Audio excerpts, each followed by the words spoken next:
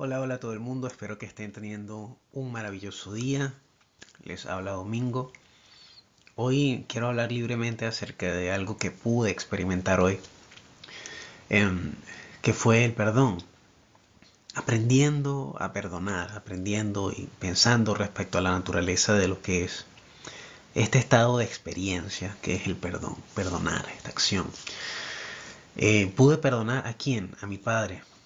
Perdonar a los padres puede ser un tema complejo, puede ser un tema sumamente difícil, un total desafío porque pues todo el mundo vive experiencias distintas que varían en su grado de, o mejor dicho, en su naturaleza, porque hay experiencias traumáticas, hay abuso, hay cosas que no son tan, digamos que no son transgresiones tan severas, pero que igual pueden tener un impacto muy profundo en nuestra mente, en nuestras emociones, en la manera en la que vemos el mundo.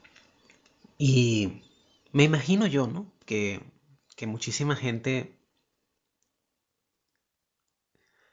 guarda un conjunto de emociones complejas respecto a sus padres, porque pues las interacciones padres e hijos son difíciles, las interacciones de por sí ya entre los seres humanos están llenas de polaridades, ¿no? Y para algunas personas es más negativo, para otras es más positivo, pero estoy siendo bastante redundante, así que trataré de ir un poco más al grano. Me había costado por mucho tiempo perdonar a mi papá, a mi mamá también, pero eso será para otra historia. Perdonar a mi papá por la ausencia que sentí, porque su ausencia en mi vida, eh, por los motivos que se haya dado, hay muchas razones. Pueden ser situaciones complejas como las decisiones que tomó como individuo respecto a sus horarios de trabajo, es un factor.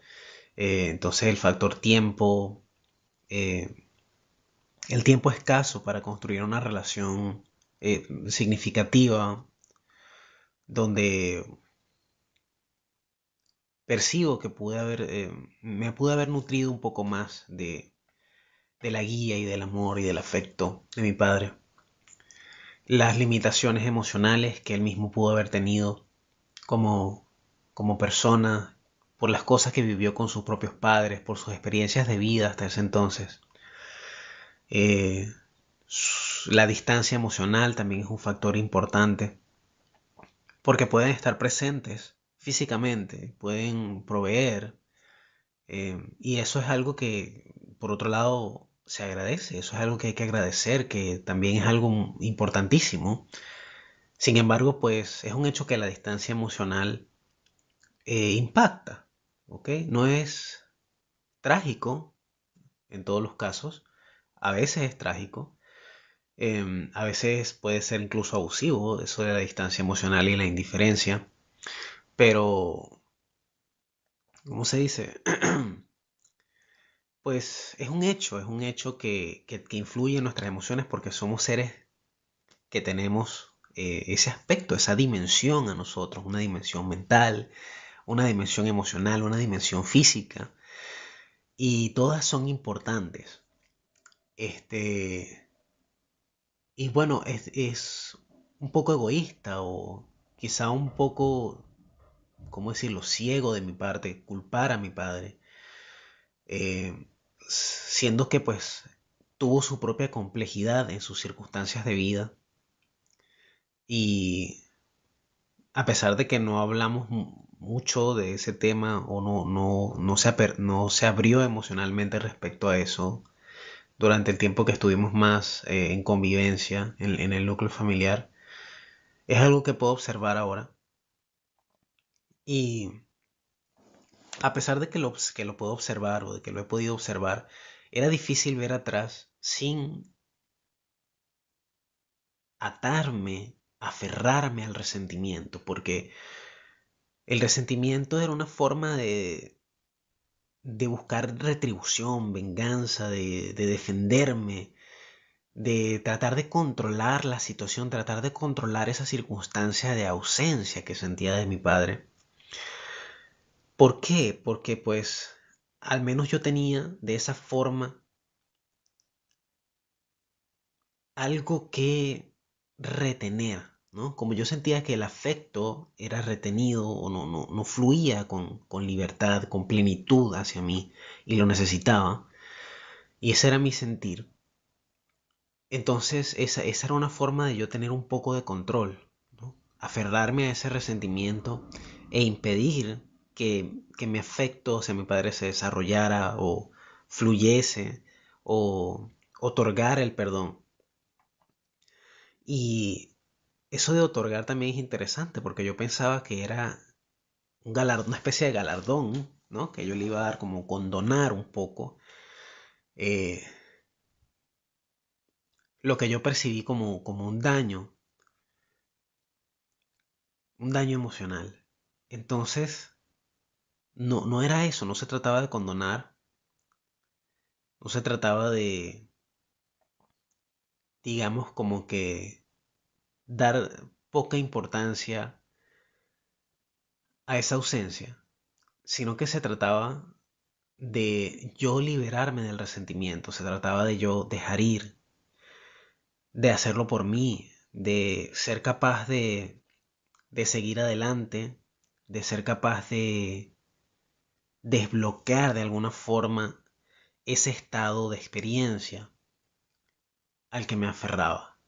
Y yo sabía que me aferraba a ese estado de experiencia. Y pensaba, bueno, pero yo entiendo lo que pasó, entiendo que su vida fue compleja, quién sabe qué vivió con sus padres, quién sabe qué experiencias tuvo traumáticas que lo marcaron, que le impidieron eh, manifestarse emocionalmente de una manera más plena. Pero por orgullo me guardaba las palabras que me liberarían, me guardaba las palabras de decirle te perdono por tu ausencia. Reconocer primero también, eso es un elemento importante, aceptar que ocurrió, aceptar que es un hecho que estuvo ausente en mi vida.